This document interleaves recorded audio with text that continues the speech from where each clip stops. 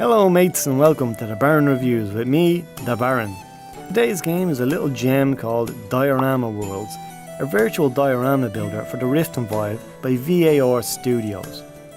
I'll admit that out of all the games I reviewed, this one is a personal favourite. As a concept, this is one of the smartest uses of VR I've seen. Such a simple but novel idea that utilises VR in an outside-of-the-box manner. Now, it's worth noting that Diorama Worlds is only a game in as much as titles like Tiltbrush or Medium are. It's more of a utility for making spectacular little dioramas that you can view as miniatures in your hand or blown up to life-size scale. For that reason, I would caution that this game is mostly going to appeal to the type of person who enjoys that kind of thing.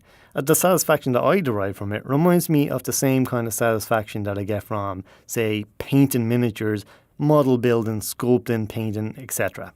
Building virtual dioramas is done by selecting a theme, like sci-fi or fantasy or so forth, and then selecting and placing objects from sub-menus, such as furniture, people, buildings, etc. I'm not sure how many models there are to choose from, but there is a lot. What I really loved was a small attention to detail props. When I was making a little diorama of an office, it gave me great satisfaction to find I could place little electrical sockets on the walls and a desktop tower under the worker's desk, along with a keyboard and mouse in front of his computer monitor. So, as you can imagine, with this kind of attention to detail, the quality of your dioramas is limited only by your imagination. So if you enjoy making things, you're going to love this.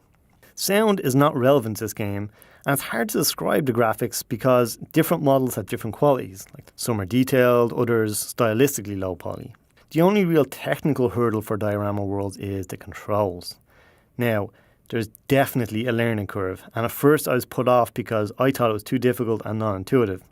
I will say though that, like everything, after some time messing around with it, it definitely does get easier, and you begin to recall how to manipulate stuff without having to think twice about it. Thankfully, however, button mappings are always visible at all times as an overlay on the controllers. Holding down the grips temporarily changes what buttons do, like if you held down the Shift key on a keyboard. The tutorial is a great way to get used to making your own dioramas, although even so, there are some concepts that aren't explained as much as I would have liked, such as grid layers, which took me some time to comprehend on my own. In terms of UI, the use of a touchable board is a fine way to navigate sub-menus of assets, particularly since you can place it down, so to speak, in a static spot. It certainly can get confusing trying to remember which sub-menu has what, and trying to find an item you saw earlier can be a bit tricky. But with dealing with so many assets, it is understandable why this style of categorization was chosen. The game is great right now, but I think a huge hinge for its future will be in the continual updating of assets to keep it fresh and interesting. I don't really know what the technical limitations are, but it would be amazing if there was some kind of workshop integration where players could upload, share and import their own custom models in the game.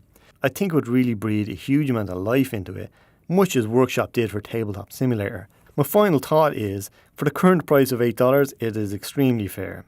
I think $15 would have been a fair price to ask, so half that's very reasonable and a nice gesture by the developer. And on that note, the developer, and as far as I can tell it's just one guy, has been awesome at interacting with the community and taking feedback, which is a great sign for the future development.